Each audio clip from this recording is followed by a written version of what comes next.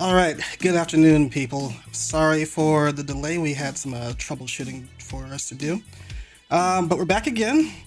This time we are in the semifinals of the Georgia VGC Communities Series 9 Draft League. I'm your host for this session, Umbi, and sitting next to me is Manny, aka Boost Mexley. How you doing today? I'm doing fantastic. Honestly, so excited for these semifinals. We've got some fantastic matches lined up here for today. Yeah, I'm actually super excited because from all the analysis, or the two analysis I've done for this league, Mocha is set as my favorite to, potentially win the league, and Patillac was pretty high up there as well. So I've shown a lot of respect to both their teams, as far as how easy they are to operate and how flexible they can be with all the matches they've had in the past few weeks.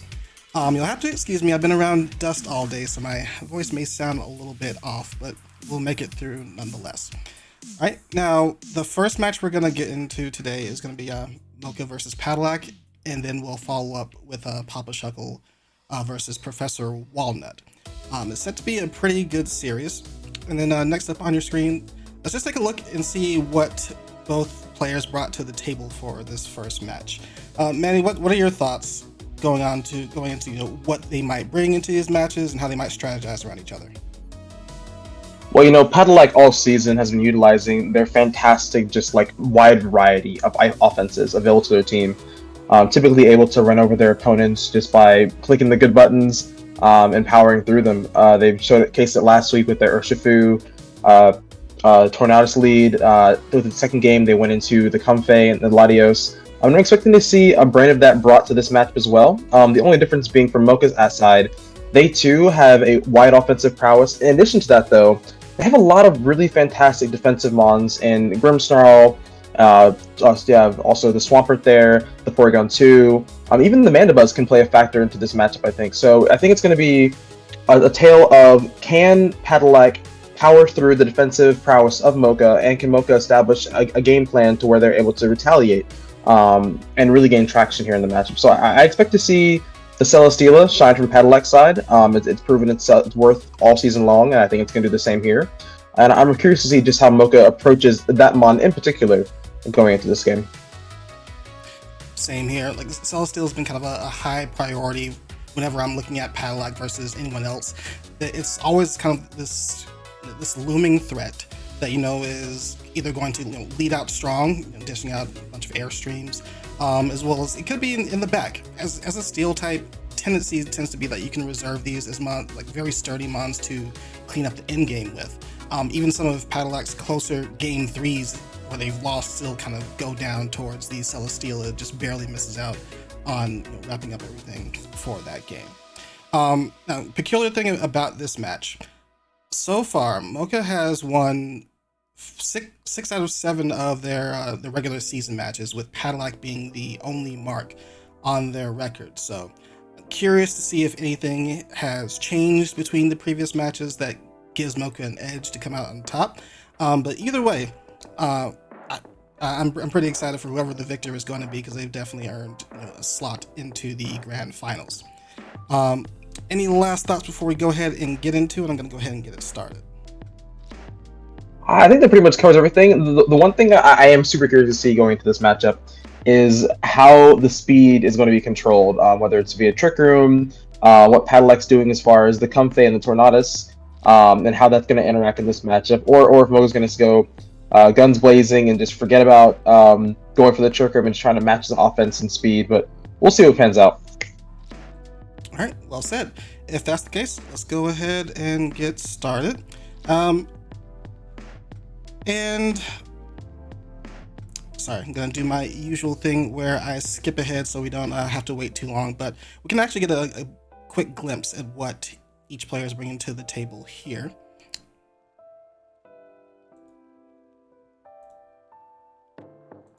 There we go. Alright, so Patillac brought along Urshifu, Garchomp, Tornadus, Raichu, Celesteela, and Cinderace. Just a hyper offense route all the way. From Mocha, something very typical for them. Grimmsnarl Spectre has been a pretty solid way to lead into some of their matches, and they still have the Metagross in reserve as well. They've shown before that they can use Bulldoze with Spectrier to proc the weakness policy from Metagross and try and snowball from there. So they're still kind of relying on old strategies and saying that, hey, I can outsmart this guy and go ahead and get a win. One thing I like to highlight here as well is you saw no Comfey there on the preview screen, so they're not looking to reverse any Trick Rooms at any point during this, really just relying on either the Torn, maybe with a taunt, or playing through it, as they've previously done before. Okay, we'll see how it pans out. We have Mocha's view on our screen, and we're going to go ahead and lead off with Spectre and Metagross. So I'm expecting the weakness policy Bulldoze strategy.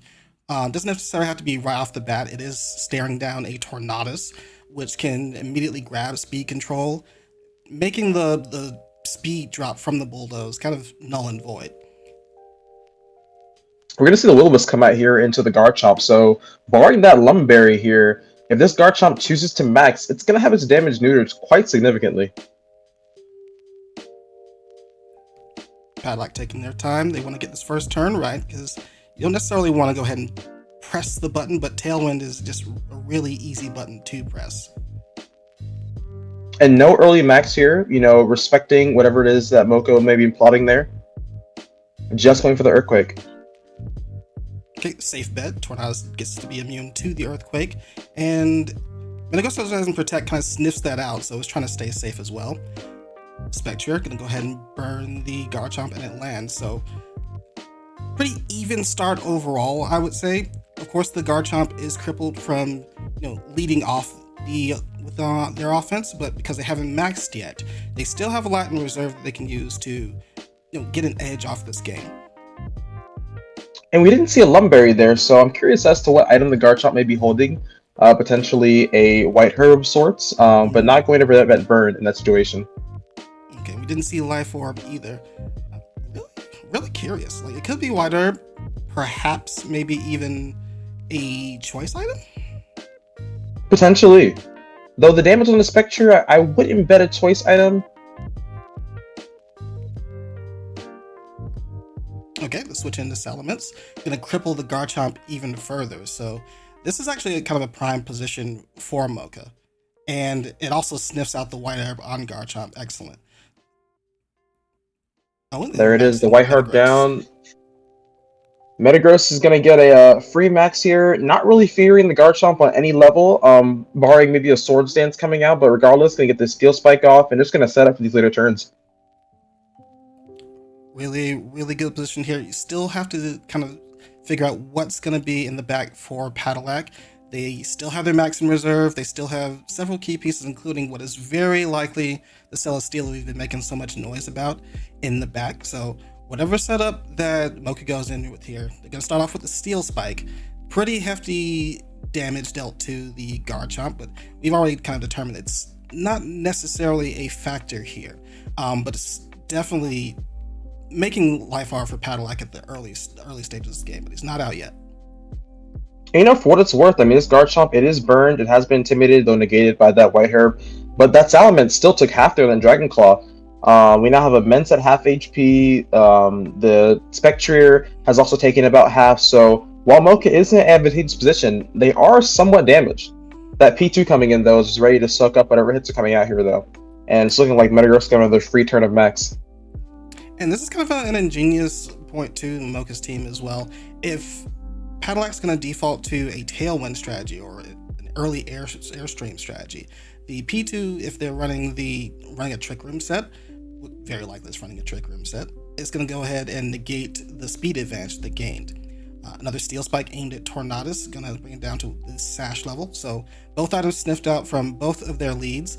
Mocha's done most of the damage this game, not without some scars on their own, however. And I love this position here exactly because there's no free switches being given to Patillac here. If the Mocha's going here for a Trick Room, Patillac is going to have to position hard swapping into these Mons or just letting their Mons die naturally here. And all the while, Metagross is stacking these Steel Spikes, preparing for this endgame situation. Kind of wondering if the Steel Spikes are going to be that big of a factor. Because one thing to note from Patillac's team is it's very... I would consider some of their main offense very special heavy. Like you have Garchomp, you have Urshifu, you also have Cinderace. The likelihood of seeing all three on the same team is usually pretty low. Like you're usually going to have the Tornadus, who's just going down now, leading off things, which leaves very little room for them to put in a heavy physical offensive pressure.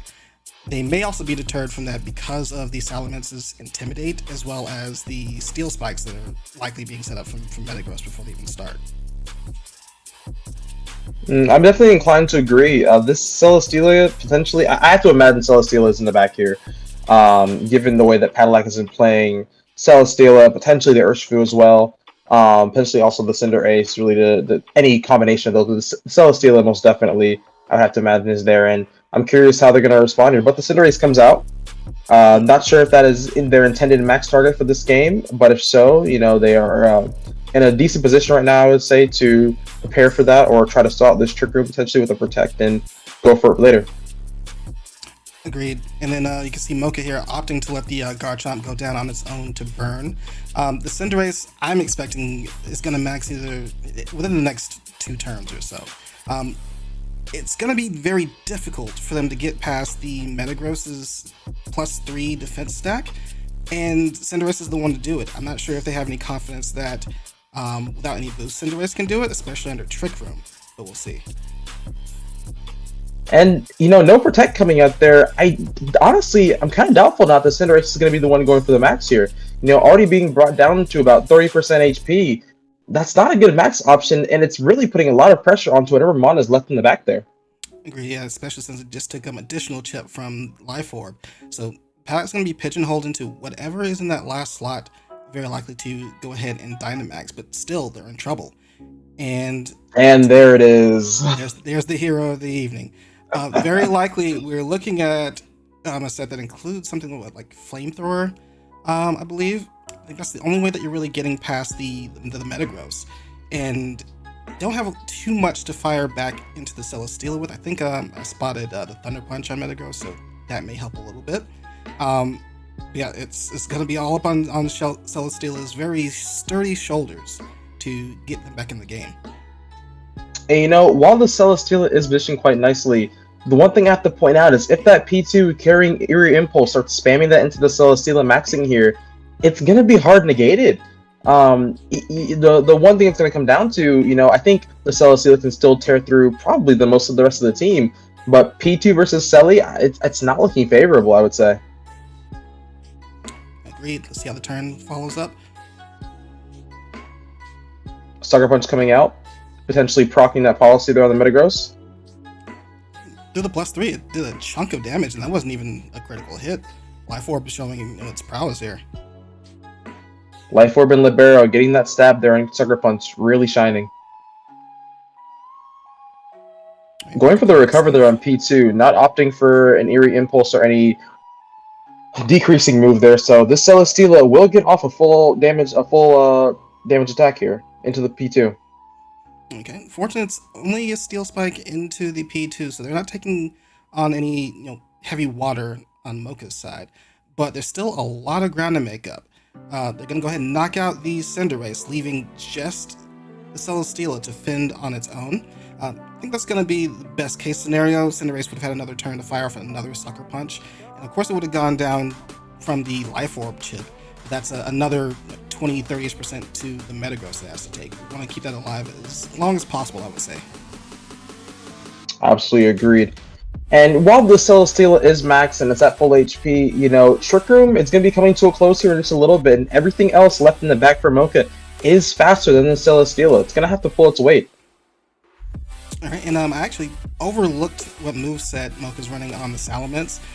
Previously, they've used the special Assault Vest set, so that alone, kept in reserve, is going to put Patillac in some trouble. We're going to get some front-end damage from the Metagross. In the meantime, it takes almost nothing from that max flare, so just stalling out further Dynamax turns. But once this Trick Room is over, any damage Celesteela will take will just soften it up for what's very likely a Flamethrower on the Salamence. I really do want to see that set again, but I believe it has a fire move on it. Yeah, Sun being set up here for the Salamence in the late game is really looking dire here for Patillac. I mean, Selly is still at full HP, but there it is, folks. I mean, Patillac recognizes the game is pretty much all wrapped up at that point. Not really looking good there for an endgame. So heading on into game two, hopefully with a different strategy and approach to take on this Trick Room, sacking up Metagross in the late game. All right. So at this point, what kind of adjustments with the lineup that Patillac brought in do you believe they can make to overcome Mocha's squad, if any? You know, I think the initial turns from Mocha there were very strong. You know, being able to mitigate the damage from the Garchomp there, having the sniffing out the White Herb and not having the Lumberry there, it's going to pose so much of a threat. I'm not sure if that Tornadus is carrying Taunt, if perchance, instead of going for the immediate Tailwind, maybe instead opting into that Taunt just so that the Garchomp is able to deal out more damage, really set itself up. Cinderace Max as well could be fantastic. You may honestly opt into a Cinder plus Garchomp lead and protecting the Garchomp turn 1, getting a little bit of more speed control, and start stacking Max Knuckles, maybe some Airstreams to really get that damage ball rolling. I think from Padillac's side, unless they're able to establish a lot of early damage, the late game is just not shaping up to be very good. And granted, you have Spectre there slowing you down. You have the Metagross protecting and setting up its Steel Spike, so it's going to be kind of a challenge there. But I definitely would say that if they need to get more damage down to deal with the P2 later on, or potentially maxing earlier while they still have some more resources alive, just so that they are able to leverage both the resources and max in conjunction instead of just trying to hang their hat all on Celesteela in the late game. I was just thinking the same thing about the early max. Like, of course, it feels bad that the opponent's not maxing. You're having to spend so many resources just to take down one of their Pokemon. But if it's causing you that much trouble to where like all 4 Pokemon were alive at the end of the game, it's something that you're gonna have to address one way or another. So I think, especially if you start off with a taunt, you're not getting the Tailwind up, so maybe you're taking on some extra damage. The Dynamax, the extra health pool, will help mitigate that a little bit, so you're still safe. You can still Tailwind next turn, especially since you're keeping the Focus Sash in reserve. That being said, we're going to put it over in Patillac's hands to determine exactly how they're shifting over into Game 2. Fantastic, let's see it. Alright, and I told you I had a few technical issues here, so bear with me. Skip through. I promise I'll get this cleaned up for grand finals, folks, so give me 2 seconds and the next stream. All right, here we go.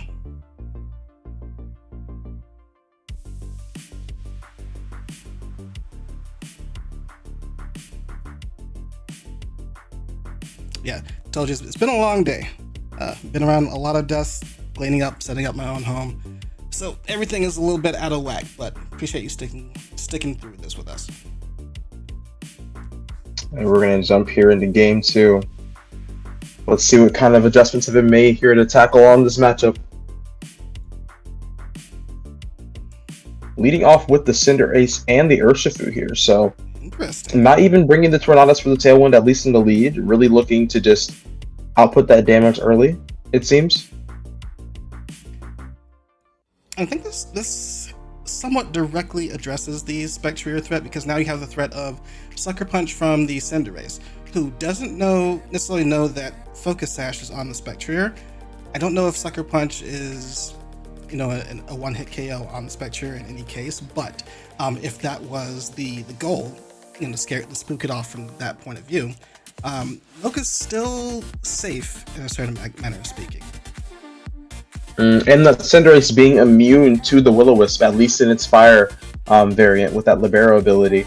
Not really looking to maybe bait out that slot and have it protected from that Will-O-Wisp while being able to set up. Makes sense.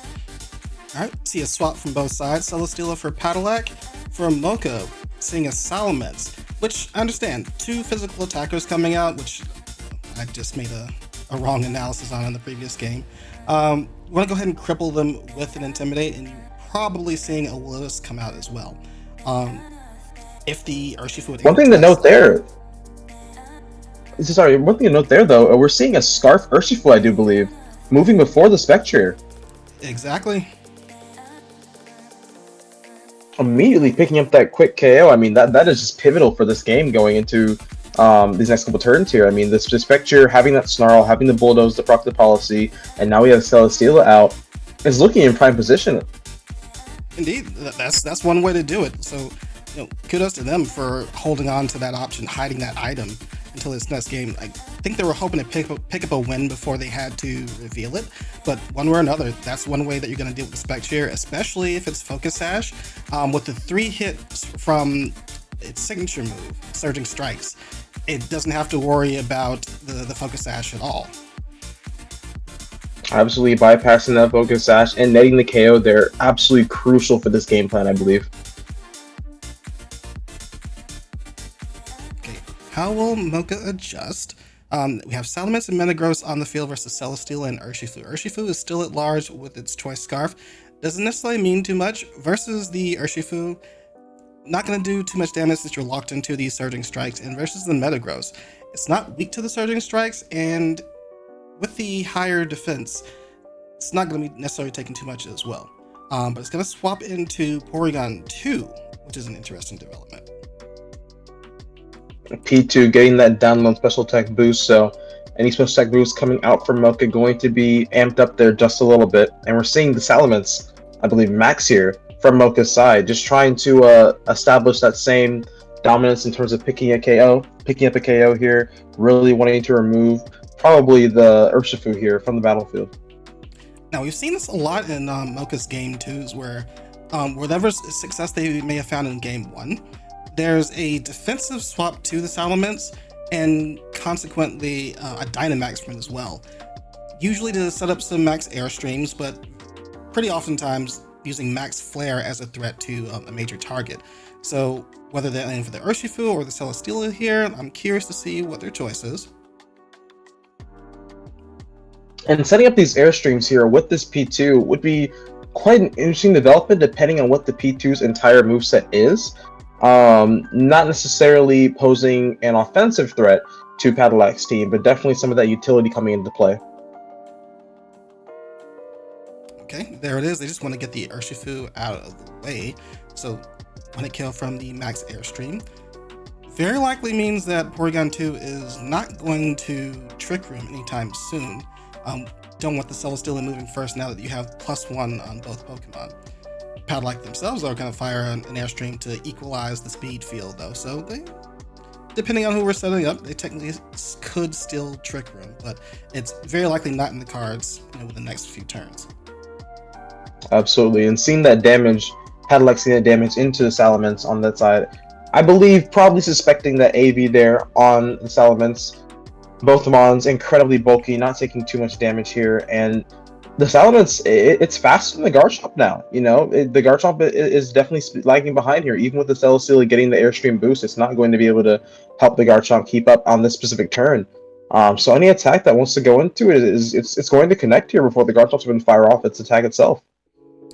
Now, a fun thing to see here, Mocha has brought both Ice Beam and Thunderbolt onto Porygon 2, and they did get, I believe, a special attack on their switchman, a special attack boost, excuse me.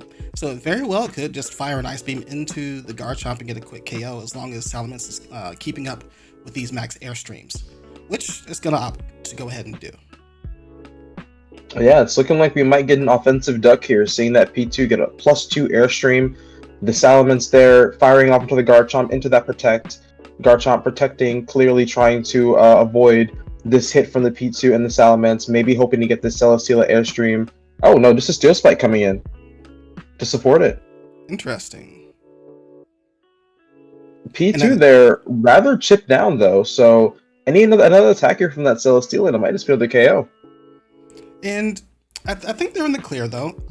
Depending on what kind of EVs Mocha used on the Porygon 2, with what is very likely a third airstream coming in from the Salamence, they very likely could just go ahead and outspeed the Celesteela with that change and go ahead and knock out the Garchomp. Let's see if they're fast enough to pick up the KO, though.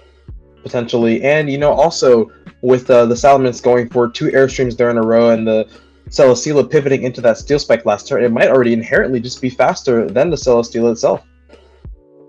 That too. Oh, and the Garchomp getting the double protect.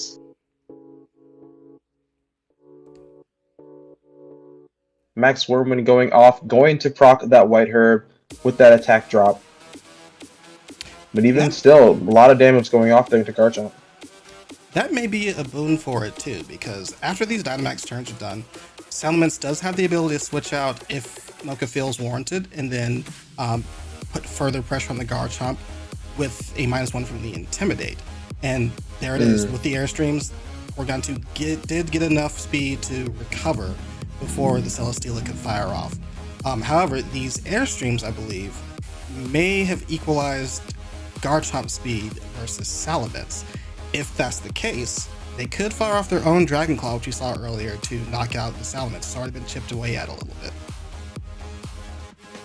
Yeah, and we do know that Patillac does have that Cinderace chilling in the back, waiting, I believe, to be an answer to that Metagross should it rear its head. So both players here really trying to vie for optimal position, looking to pick up a KO somewhere in here, maintain their board state, and close out a game for Mocha on this side, closing up the set, and Patillac evening it up. This is really an interesting set. It's one of those games where you feel like once someone has the position within the first few turns or after the Dynamax is concluded, you'd expect it to kind of run away with the game. But Patillac making the smart decision both to reserve the Cinderace and to add the Choice Scarf Urshifu in the mix has done wonders for them so far to keep them in the game. That being said, Salamence fires Draco Meteor off into the Garchomp to knock it out quickly. Celesteela has, yet again, a lot of ground to make up, opting for the Flash Cannon, and go ahead and hit the Salamence down. It's protected a little bit by that AV, so still just kind of like causing Celesteela to spin their wheels and take some extra damage from Salamence's partner, Porygon 2. Now we're down to the drawdown with Cinderace and Celesteela versus 3 Pokemon. It does have a decent shot at taking down one by one, so let's see how well it maneuvers. Yeah, and that damage coming out there from the P2 in the previous turn with that T-Bolt into the Celesteela, nearly 50% HP there, so the Celi is in a lot of danger, granted. Very, very concerning. Granted, the Salamence is currently at -2 special attack due to that Draco Meteor, so I do believe that the Cinderace has a little bit of breathing room here to maybe position themselves and either pick up a KO or get a lot of damage down. It's really going to depend. If Mocha opts to switch out that Salamence, they will also lose that +2 speed boost. So potentially, if they bring it back in, the Celesteela will be faster and positioned to pick up a KO. It's a really tricky call because you don't really want to swap out the Salamence since it's so low that this is putting extra damage onto Metagross. They're going to go ahead and do so either way. It helps them cycle out the special attack drop as well as put in an Intimidate onto the Cinderace, so hopefully we can keep the Porygon 2 alive for the end game. And the Pyro Ball firing off into the Porygon 2, shy of the KO, but the double up from Celesteela potentially taking it? There it is. And there it is. Oh boy, hold on a second. Patillac definitely in the driver's seat. Oh, and Beast Boost. I keep forgetting that it has that ability because I never see it knock out anything. But that is definitely a table turner. Metagross has neither the speed nor the defenses to be honest, at this point, really the attack stat, I think, to take on the Cinderace head to head. And then Salamence still has a lot of work to deal with the Celesteela.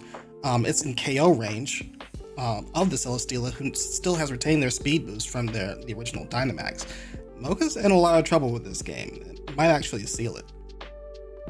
I might actually hear in it. If Patillac has properly identified that Salamence being Assault Vest, they can very comfortably, should they choose to, lock into that Sucker Punch onto the Salamence, and potentially it might just be in range there, even though it hasn't been intimidated. Libero plus Life Orb is quite substantial. At 37 HP, the Salamence might already have its grave sealed, and from there, the game just might be over. Alright, time for the finishing touch. Let's see what goes. Opting for a Sucker Punch into the Salamence, that'll allow Celesteela to move freely and fire into the Metagross. So I like that move. Absolutely. Flamethrower at +1 here, firing into the Metagross, should do quite a chunk. Yeesh. That was not even a critical hit. Good game. That is indeed. a strong Celesteela. Alright, 1-1 Oh, after a pretty great adjustment from Patillac. Urshifu once again with the choice scarf. I really like that. Like it accomplishes so much. Like not only do you outspeed the Spectre, which has been a champion for Mocha and caused a lot of issues for the physical lineup that you choose. Once again, sorry for my poor analysis and saying that they're going to be special attack heavy. But also you bypass. I'm not even sure if he's aware there was going to be a focus sash on the Spectre, but it bypasses the focus sash to get the clean kill on the Spectre. So I really, really like that adjustment. exactly. But as you mentioned earlier, it definitely seems like a trick that wanted to be saved after they maybe had a game under their belt. So going into this game 3 here, I mean, all cards on the table, practically all items are known. I mean, Mocha has brought the same 4 to every single game, but they currently now have the prerogative to make that adjustment going into game 3 and bring out any surprise tech that they may have prepared for the matchup. Indeed. So I think the tricky part is calling the game 3, because at this point, one player has kind of run away with the game. One player has made an adjustment. Do we call Mocha making an adjustment in return, or are both going to try and outpredict the other in the third game to overcome it? I would imagine that we both see an adjustment, but I do believe that Patillac may continue to stray away from that Tornadus. In the first game, we saw that Patillac was not really able to establish any kind of substantial offense just due to the nature of Tornadus really not putting down anything into the mons that were presently available on the field, the Garchomp being neutered very early on in the Cinderace, while being very strong offensively, not having the best defensive stats nor HP pool. So in turn, you saw Patillac transition into bringing a lot of their heavy offense and just playing very position heavy and trying to factor in both the position of Mocha, their own advantages, and really put down pressure in that manner. I expect to see Mocha potentially lean a little heavier on the Trick Room into this final game, really wanting to establish that speed dominance. So should Patillac choose to play that position heavy game, they will be doing so at a disadvantage. Same here. So if you're as excited as I am to see the conclusion of this, I'm going to go ahead and fire it up. Once again, I ask that you bear with me. Some issues came up earlier that's preventing me from doing what I want to do. All right, here we go. Game 3. Let's see it.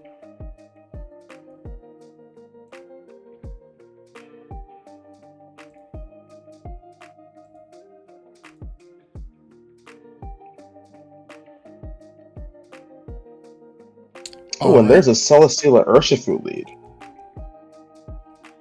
Assert dominance. Clearly enjoying taking out that Spectre the last time on turn 1.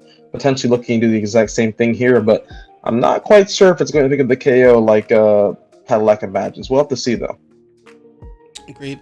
And for Mocha, we see here they've seen what the Urshifu did last game, so they're going to respect it.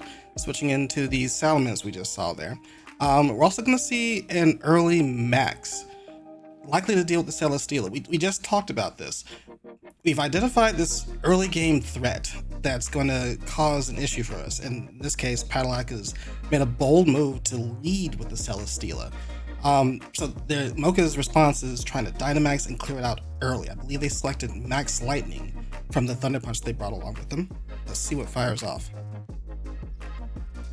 Switching to the Salamence, I have to imagine to soak up that Surging Strikes there from the Urshifu, not being very effective into the Mence while additionally being intimidated. Going to take that rather nicely, or at least not a KO as it would have been on the Spectre itself, preserving that for later in the game.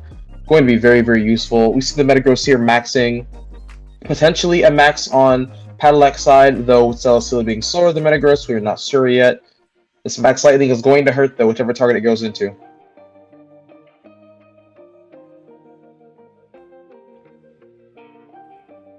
Alright, as expected. Oh, and no max. Surging Strikes into Salamence. I think that's the most basic prediction that you go for. Like, obviously, Spectre is the target with that type of lead. So even if we expect that there's going to be a switch, we just want to go ahead and put the immediate pressure on. Max Lightning into the Urshifu, immediately taking it out. I like that move from Mocha, because now Spectre can come in and do its intended job. kind of slowing down the game. Oh wait, that wasn't even a KO. Excuse me. On my side of things, the HP bar looks depleted, so I thought the Urshifu had gone down, but it just barely hangs on. I too was definitely very baffled there, practically having that focus shaft that we normally know it to have possess, but still, it's definitely sort of scarf on that Urshifu. Don't let your eyes deceive you. Though I do want to point out, though, the flamethrower coming out from Patillac into the Metagross, that policy is now procced. We have a very scary Metagross on the loose here, and nothing really threatening it at this current moment. What will Mocha do here? Because they have a lot of room to work with here. I imagine they want to go ahead and get some steel spikes off, expecting Cinderace is still going to be in the back. But at the same time, Urshifu did quite a chunk to Salamence just from the surging strikes alone, despite the type advantage. So that's scary as well. You might want to get that out of the way. Surging coming out here once again, just trying to chip out that Salamence, you have to imagine. And maybe with some damage roll? No, it's still going to be just shy of a KO. So Mocha's safe for now, but still scary, scary damage. Very likely it's running Adamant since it is running the Choice Scarf. But yeesh. And you know, that Salamence now looking very similar to last game in Sucker Punch range from that Cinderace, so going to be very easy to clean up here in the late game. +2 Steel Spike in the Celesteela did quite a bit, and I don't hate the selection for the Steel Spike. Instinct might be to go for a Max Lightning to finish it off, but Steel Spike to kind of keep it safe in the next couple of turns from any heavy physical damage might be well worth the input, but still taking a hefty chunk from the flamethrower that Celesteela brought out, so it's not out of the woods yet. To be honest, I would imagine if Patillac opted to do so, a max from Cinderace, or heck, even from Celesteela, if you want to do a last minute max, into the Metagross will probably finish it off from this range. Absolutely, you know, with Metagross being the max target this game, we no longer have that war of competing airstreams. So Mocha switching into the P2 here really is recognition of that, noticing, hey, I'm not going to be able to attack on the speed range. I might actually get my Metagross outsped now by the Celesteela should he go to the Max Cinderace. I need to adjust, I need to pivot, and that's why you're seeing here this P2 switching in and a potential Max Guard coming out from Metagross really to preserve it for a Trick Room mode or just general preservation of turns here. Alright, and there's the Max from Cinderace and the Max Guard in response from Mocha. Interesting. Going for the Max Flying here. Trying to set up for when Metagross eventually goes down, where the Dynamax is expired, excuse me. But this should allow for a free Trick Room from Porygon 2 since they're not in threat of any kind of KO at this point. Yeah, the Porygon 2 definitely the target here from that Airstream. I believe they were looking to take out that Salamence while also making the Celesteela faster for the Flamethrower onto Metagross. If I had to imagine, I would bet, in my personal opinion, that Garchomp is sitting in back for Patillac. I think they're really looking for the Cinderace to carry with Airstreams and Garchomp to be able to spam those Earthquakes in the late game to pick up this game for Patillac in this honestly decent position, but definitely a very tricky place to actually attack from. And with that Salamence being preserved, the Intimidate is still on the table. Exactly. Like, I think it's tricky for both. I think he had to switch in for the Intimidate pressure at that point. Otherwise, the P2 is probably going to go down otherwise. Most definitely. And honestly, with the double up into the P2 from the Celesteela, I think the P2 still goes down, but I'm not sure if he actually went for it. Ooh. They were really fearing the Metagross there and just wanted to pick up the KO. And honestly, I think it might be a little bit unfortunate that the burn went into the Salamence, I think, for Patillac, because now they get a free switch in back in to the Metagross to wreak some havoc. Absolutely. That Metagross, though at half HP, is still going to put down some serious damage. But one thing to consider, you know, that P2 is kind of forced to go for a recovery here, so not really going to be putting on any offensive pressure. Might be a position for Patillac to actually reposition their Mons and set up for this Trick Room game, the end game that we're looking at here. And I think Mocha's kind of contemplating, do they want to take advantage of the electric terrain, get this last minute Thunder Punch into Celesteela, or do they want to reserve the Metagross's health, hoping that the Cinderace is targeting the P2 to get it out of the way? Absolutely. The P2, even though it is on very low HP, I mean, they could opt to attack with it this turn, try to get some damage down. Patillac maybe ignoring the P2, given that it's probably going to go for a recover this turn, trying to read into that, and instead going for it. But all of that is moot at this point. The P2 going for recover, just taking the safe play here in this Trick Room turns. Honestly, a very, very smart and safe bet. And that Thunder Punch going off into the Celesteela, going to pick up the KO. It's really just a question now, where is the Cinderace headed? Max Knuckle. Okay, I guess they were hoping to pick up a KO into the Porygon too. Can't really expect it not to recover, I don't think, but still, hefty damage into it, and now they get an attack boost that has to be immediately addressed. I believe that was all 3 turns of Dynamax now. So here's the really scary part. You have a +1 attack Cinderace with access to a stabbed Sucker Punch. Porygon 2 is in KO range of that Sucker Punch. Metagross, without any Steel Spike boost, very likely could get KO'd from the range it's in from Sucker Punch as well. And this is not even counting in the fact Garchomp is in the picture now, so there's an Earthquake to be had. Perhaps they don't really care about the P2 recovering. Perhaps they're just going to go ahead for a Protect on the Cinderace and Earthquake from Garchomp. Who knows? But Patillac's in the driver's seat, I believe. And a couple of things to note here as well. The Cinderace is at +1 speed, so we know for certain when the Trick Room is over, it will be faster than the Spectre. Additionally, we have seen the Sucker Punch, the High Jump Kick, the Pyro Ball, and the Bounce or Max Airstream from Cinderace. So we're not really eyeball Protect here either. It's going to have to go for an attack of some sort. At this point, it's really looking like they don't know whether they want to play within Trick Room or outside of Trick Room, so they're going to have to make a decision.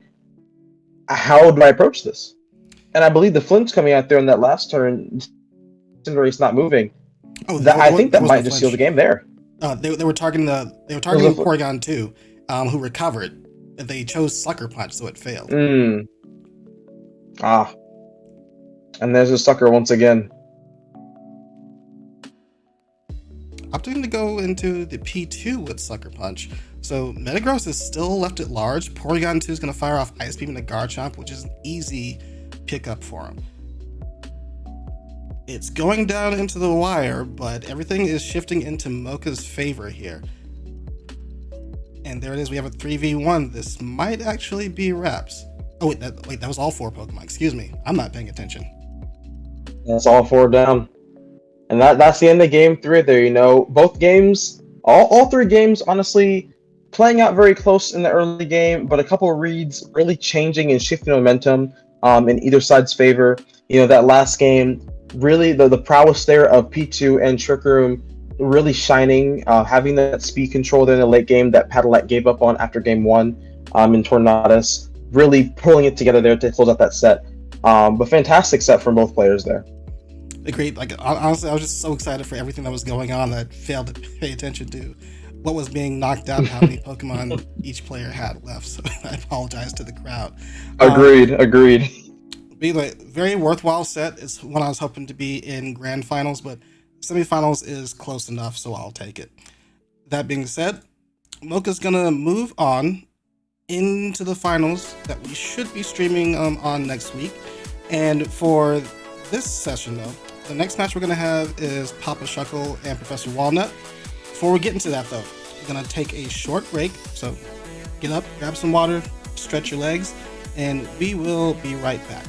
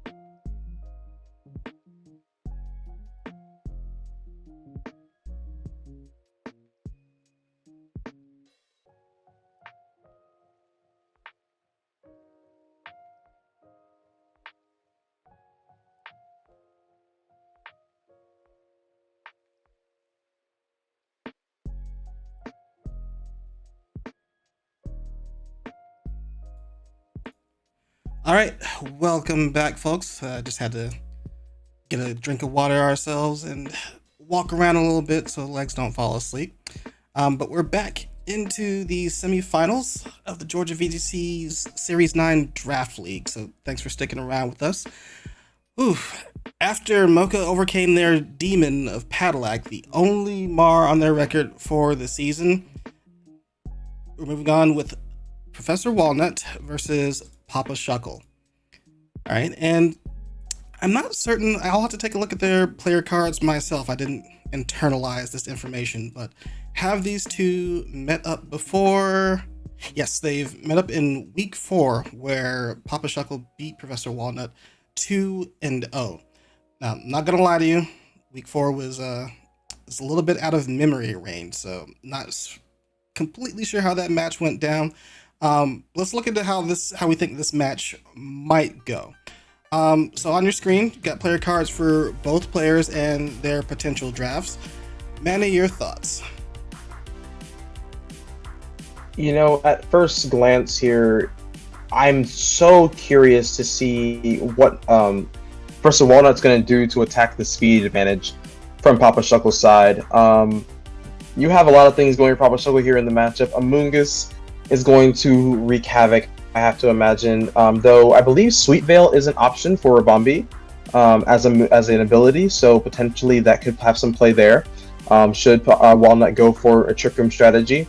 The Aleki also on Shuckle's side is going to put on a lot of pressure onto basically everything on Walnut's side. If he opts for the physical variant with the Airstream and the Darkness capabilities as well, that could have a lot of play here. If he goes just for the special version, Max Lightning is going to hit hard into practically everything except for potentially that Dracozolt, which could see some play in the matchup here. Gastron looks fantastic, which kind of lends Walnut to wanting to bring that Rillaboom, but Rillaboom into a Sun team, having both Darmanitan, Charizard, Ninetales, and additionally having that Talonflame, it's not a fantastic look. If I had to be honest, this matchup does look a little bit challenging. I believe Entei's going to have to play some role here in spreading Snarls around, hopefully getting some burns with Sacred Fire, and maybe also opting into Rillaboom plus the Moltres, trying to position and put on some pressure onto the Sun side of the team with an Moltres or something of the like, but also needing to be able to deal with that Gastrodon and some other threats. I think it's going to be a tough matchup for Walnut, if I had to be completely honest, but there are some lines here to victory. I'm in agreement. Also on the Entei train, I feel like it matches up fairly well into most of the team. Like even putting aside its general utility, when you like make it bulky and start spamming Snarls, I feel like if there's any potential for Sun being set up, any user of the Sun, so we're looking at Ninetales, Charizard, potentially even Talonflame, you have Stone Edge to deal with all three. Can also fend off a little bit against Darmanitan if it comes up.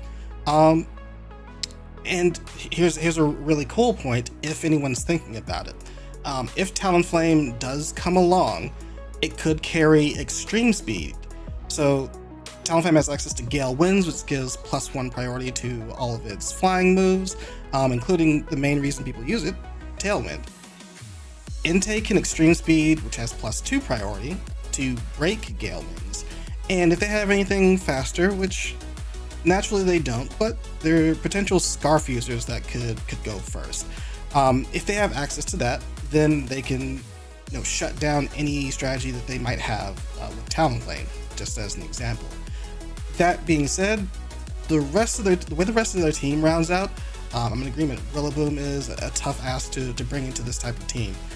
Even Registeel, I would be scared to bring it into this type of matchup with so many fire type Pokemon around. I think it's going to be really hard for Professor Walnut to get their offense off. I'm looking at Porygon Z, Ditto, potentially Dracozolt coming along in some kind of fashion. I know Dracozolt has kind of been, we've seen like Gone in 60 Seconds, Eleanor.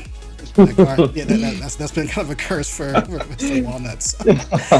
So I'm not certain if they want to bring it, but we'll go ahead and get right into it, and they can prove me wrong.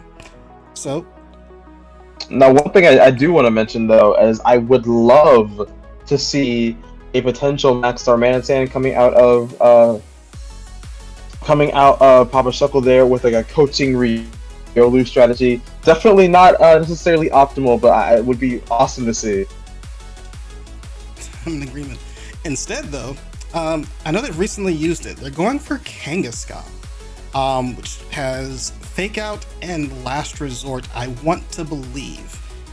It's possible that Papa Shuckle has switched up since the last time that we used it, but that's what I'm putting my head on.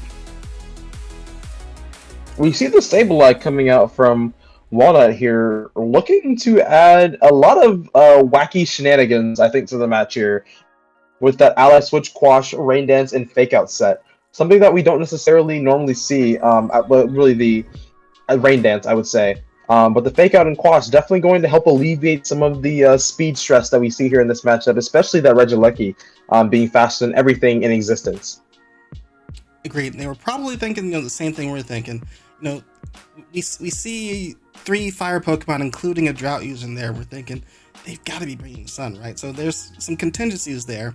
Not having your own, Drizzle user. Well, you have a priority Rain Dance user. Why not? Okay. Opting I to agree. max the Definitely PZ a early. cheeky. Ooh. And we don't see a max coming out from the Regieleki, so we have to assume that there's no max coming out at all this turn from Papa Shuckle here.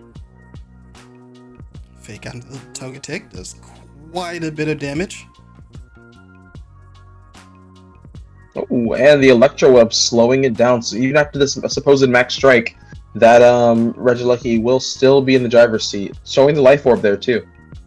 Oh, but that's going to be trouble for it because we're firing right back with a max strike to KO the Regieleki turn 1. And that pretty much negates the the speed drop.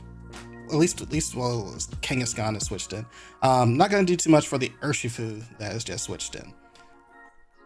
Now, interesting thing Absolutely. that I just saw here.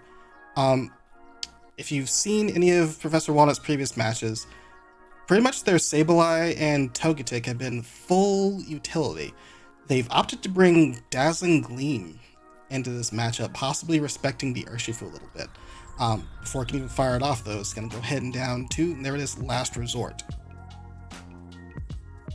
Unfortunately, yeah, that Togetic not seeing the light of day, taking that Fake Out, Electro Web, and Last Resort.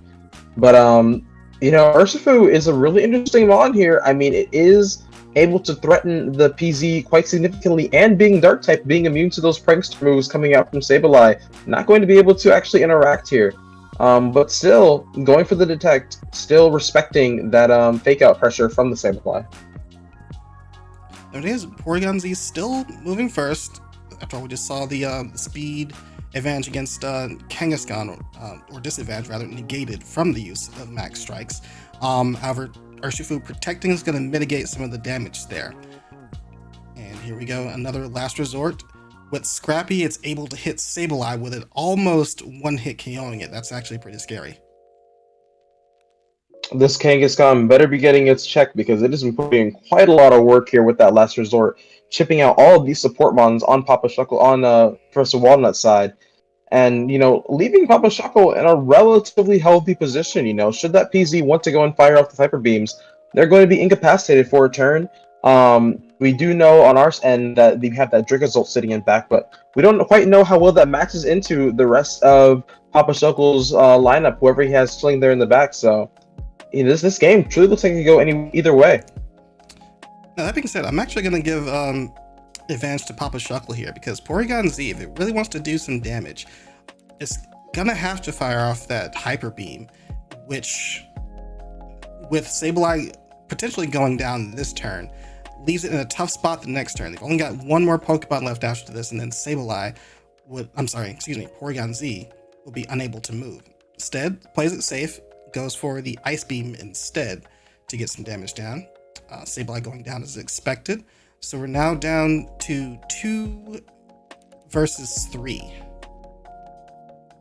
And that Gastrodon being in the back there, the perfect answer for this Dracozolt, though it was brought down to just under half HP by that Ice Beam, putting in serious work versus the Gastro.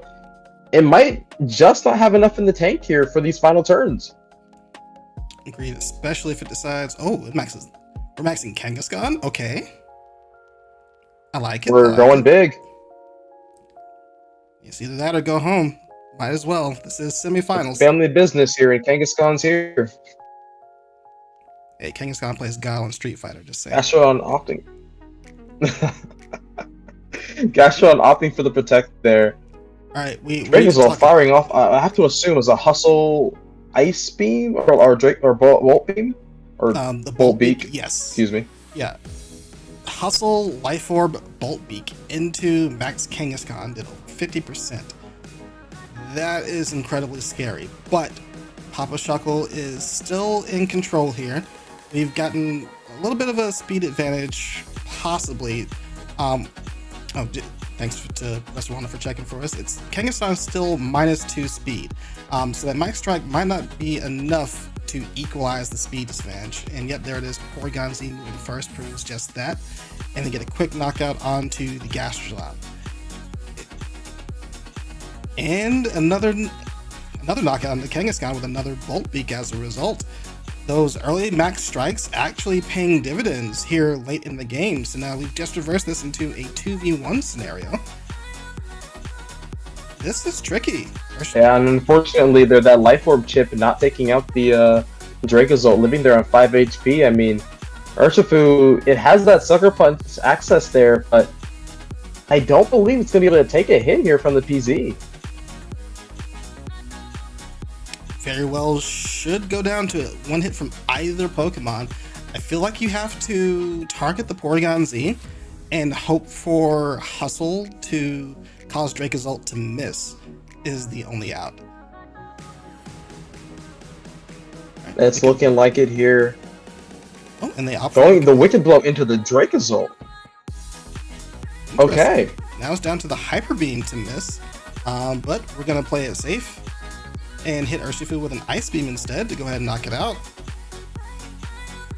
Well played, Professor Walnut, taking game 1. So this one I mainly found interesting for the way that it translated into the later stages of the game. Like, we saw this really weird speed play early on from Electroweb lowering Professor Walnut's speed, and then Max Strike then lowering Kangaskhan's speed, who was there from turn 1 until its final KO in the last 2-3 turns of the game. And that really mattered. So there's a very direct line that Papa Shuckle is taking, where they just want to like hammer it out, get KO after KO. But if they don't make smart switches, they may be in trouble as the game evolves into later stages. Absolutely, and I think one play there that was really unfortunate. The targeting actually on the turn with the last resort into the Sableye that was on like 4 HP. While the Sableye there does pose a juicy target there for that last resort because it's an easy KO range, I think getting that damage down on the PZ might have been a little bit more beneficial there for that late game. The Sableye at that point, you have Gastron on the back, you have that Dark type Urshifu. The Sableye doesn't really pose much of a threat to you at that point. You might as well target the other slot, get your damage down where you need it, because in all honesty, I don't believe that knockout actually allotted much advantage for Papa Shuckle there, and really played into Professor Walnut's hands, allowing for that free switch into Dracozolt. Agreed. So let's see, what kind of... I'll ask the question I always ask. What kind of adjustments can we see from Papa Shuckle, like Pokemon-wise? We discussed like the general flow of the game and possible strategies, but are there any Pokemon that you're eyeing that might flip the game on its head? In all honesty, I have to imagine that both sides bring basically the same thing. I think the game was determined more through decisions as opposed to the mons that were brought to the table. That Regieleki may be the only slight adjustment, having that Electroweb on turn 1, maintaining the speed advantage. You may see a switch up in that position, but otherwise I imagine most likely going to be roughly the same squads. There was recognition to bring the Gastrodon because that Dracozolt definitely, as we identified earlier, being a huge threat for the team. Walnut not seeing any of the Sunmons actually come out from Papa Shuckle maybe incentivize this game too to bring that Rillaboom just in case, to have that added fake out pressure and those grassy eyes to output just serious damage into the rest of Shuckle's team should they not bring any of the Sunmons or flying types into the matchup. Now, there's the thing. We did get a glimpse of their lineups earlier, and Rillaboom was not there. I do believe Slowbro was there, though. Ah, Either way, let's see if the players agree with our assessment as we move into Game 2. All right, going with the same leads from Papa Shuckle's side, and a switch from Professor Walnut, leading off with Slowbro and Entei. Now, if this is the same Slowbro as usual, yep, there it is. We just caught a glimpse. It is a Wakanberry Slowbro. So there's a lot of ways this can go. We may be looking at a Dynamax Slowbro, possibly relying on some really weird power and speed advantages after setting up a Trick Room. Or we can just kind of let Entei chip out the early leads and then lead into a late game with Dracozolt and Togetic. yeah, it's looking like Professor Walnut is right now shuffling between those two ideas themselves, not sure if they're wanting to press the gas right now and go for that early max, or instead opt to take it slow, as we mentioned previously. But it's looking like Dynamax is coming out from both sides. I have to imagine that Regieleki is going big, trying not to go home with this max target into one of these two mons, presumably that Slowbro there that is switched out into the Dracozolt. But here comes Walnut also, I believe, going for a max option of their own. Unsure as to their target though at this current moment. I do like the Max Lecky option this early on. This has kind of been the theme of this evening. If we're noticing a particular threat and we need to get rid of it right away so that we have an easier later portion of the game, we're going to go ahead and max our big offense options early on to go ahead and deal with it. That being said, we're relying on Dracozolt to get hit with an electric move for Volt Absorb, but instead Regieleki targets the Entei, takes a huge chunk of damage out of it. Let's see how Professor Walnut responds. Shuckle, they're really aiming to just turn one KO that Entei and not targeting the Regieleki, so Aleki will live to see another day, as well as the Kangaskhan. I like this position very much for Papa Shuckle. They are primed to start sweeping here with whatever moves they enter and they go for. If that Regieleki does have any kind of Hyper Beam or Airstream, they probably will be able to get that Kangaskhan up to be faster than the Entei and be able to go for that last resort option into the Entei slot. Indeed, this is a tricky spot for both players, I believe. With Entei being Dynamaxed right now, it does have access to Max Guard, which means it can protect this turn and then re-strategize with the Dracozolt. Instead, we're going to see a switch out, a very bold switch in to Slowbro. And even though there's a Wakanberry on this Slowbro, I'm not certain, especially since now it's taken some chip from the Airstream, versus Regieleki, Dynamax Regieleki, on electric terrain. I'm not sure that's even enough to save it if Papa Shuckle decides to target that slot.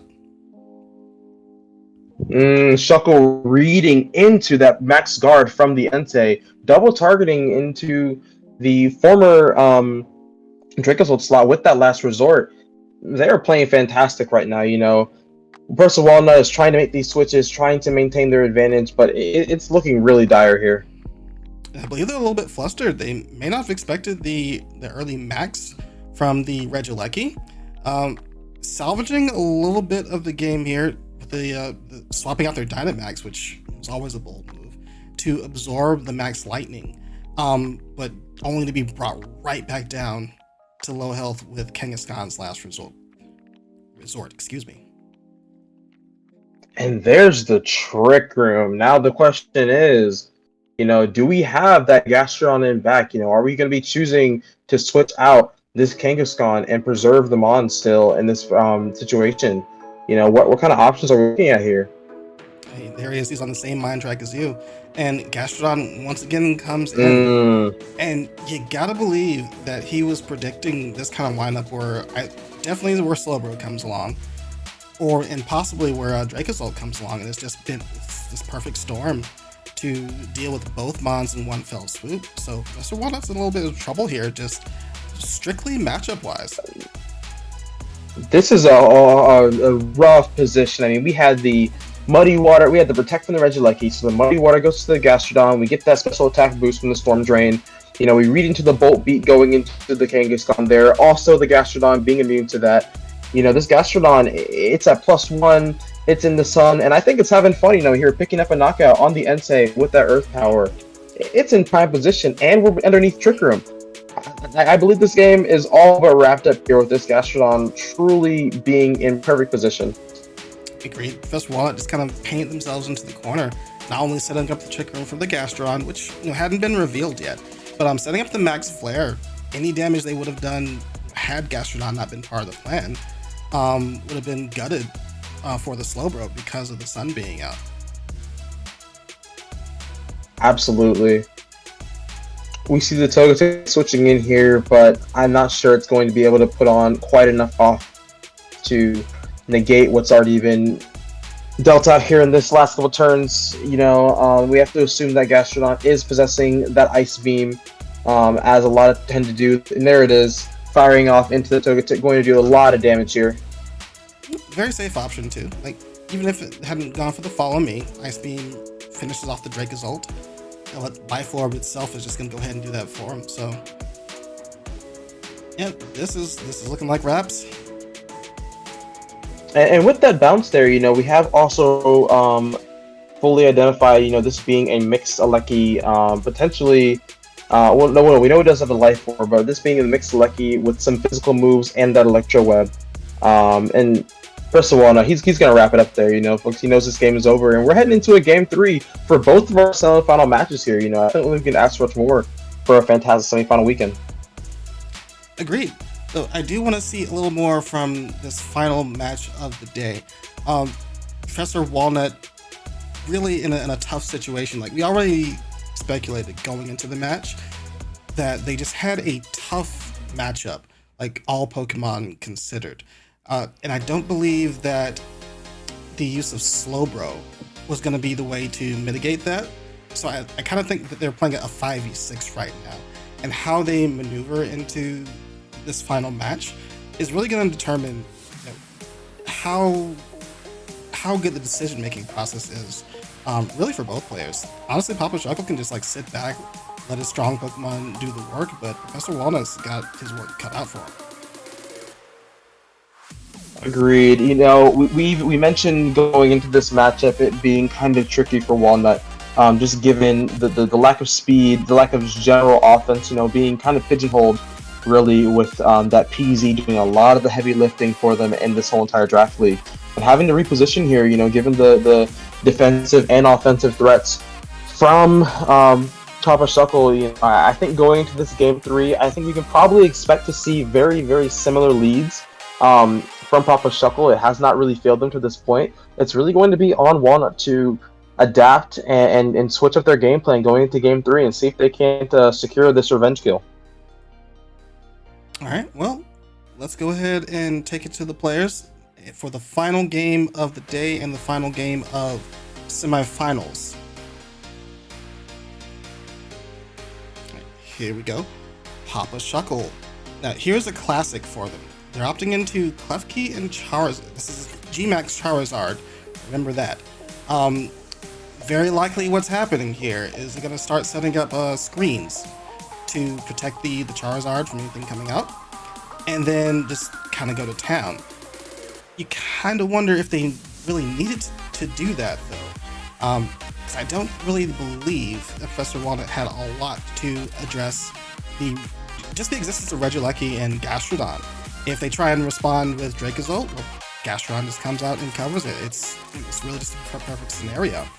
Instead, they want to go out with a bang. So Charizard G-Max leading in for game 3. I agree. And, you know, we saw that rain dance earlier on the Sableye. I'm curious if it's going to come out here, you know, and threatening the sunny day that we see pop out from the Klefki. You know, we're going to have a fun little weather war here, and not with any auto setter. It's just going to be with these Prankstermons, looking to set up, looking to support their partner Pokemon. And the Sableye, being the slower Prankster user here, going to go second and have that rain set up for when this Wildfire hits. And it did wonders. Just the Wildfire only doing close to half, having to get the rest of the half with the Wildfire chip. So good maneuver on Professor Walnut. This is exactly what they were expecting, why they brought the Sableye, and being able to lead the Sableye versus Klefki on turn 1 is kind of giving them a lot of breathing room here. And I do believe Entei has Stone Edge, which could easily fire off into the Charizard. So let's see if it has what it takes to clean up these Pokemon really quickly. Klefki going for that Reflect, but the Ally Switch coming out. Let's see if Shuckle called that. They did, firing off into the Entei, dealing a chunk of damage. Can the Stone Edge connect here, though? That's really going to be the decider. If the Stone Edge and we'll connects, see what item is on this Charizard. Not only did it not connect, but we don't even get a good idea of like what kind of damage range we're dealing with Stone Edge versus the Reflect. Now Professor Walnut's in a lot of trouble at a huge speed disadvantage, quote unquote. We do have access to Quash. They get a chance to try again for the Stone Edge, but again, it has to go through the Reflect. Now they're down the support of Sableye.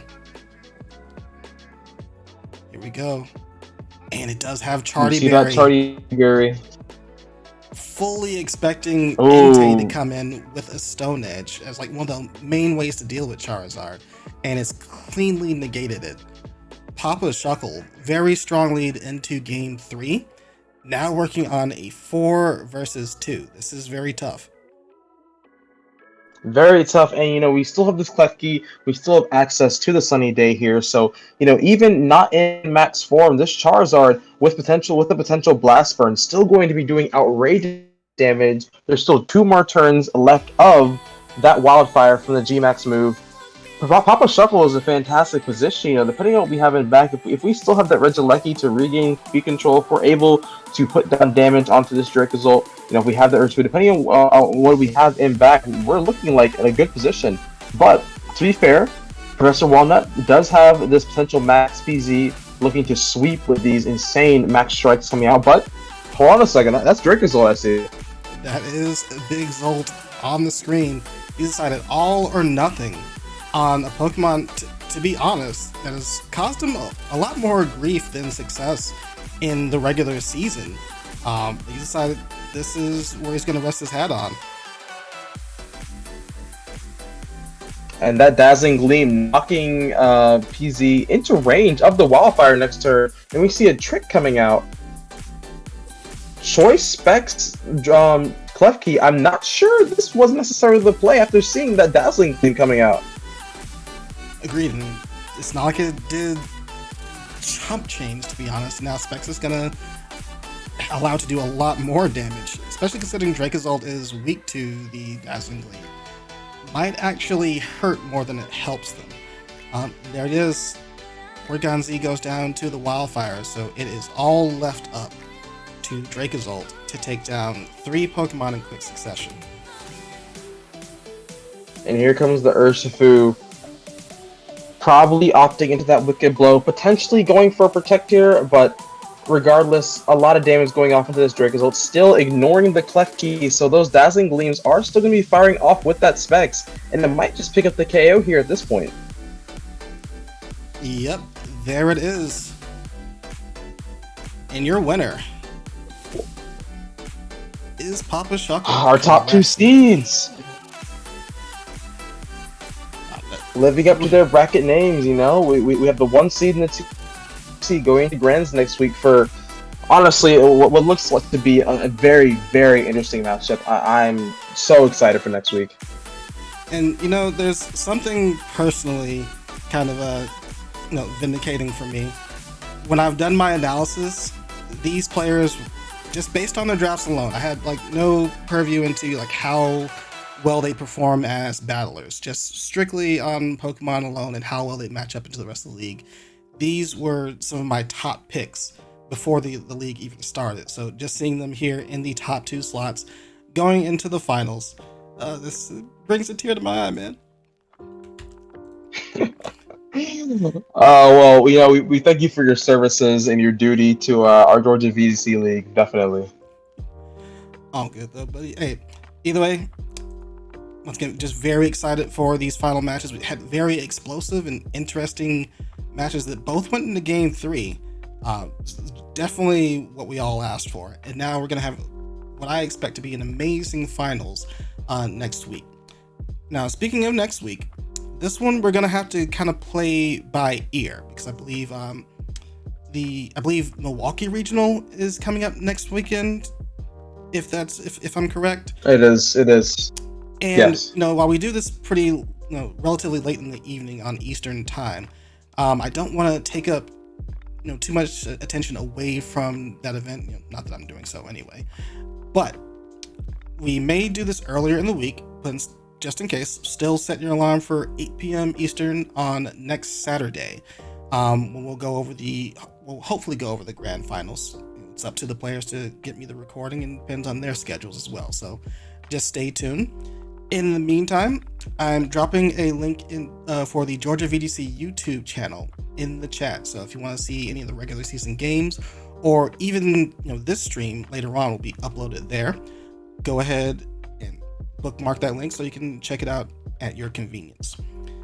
In the meantime, this was fun. I really wish we could have had grand finals today. Not sure if just one match of best of three will be enough to satisfy me for like one stream next week. Regardless though, I had a fantastic time. This has been a great time watching these matches and seeing players adapt, especially with these matches going to game three today. Getting to watch adaptation across these sets, has been fantastic to watch it unfold and really reaping the fruit of the labors for the whole entire season. All right, well, that wraps it up for us here, or well, at least wraps it up for me. Any other final thoughts, Manny? If not, we're gonna go ahead and sign out. I think we're good. It's been a great ride. All right, if you're good, I'm good. So to the rest of you, thanks for tuning in. I definitely appreciate it. It's really fun trying to bring to you this hopefully entertaining stream. But until next time, take it easy. Peace. Adios.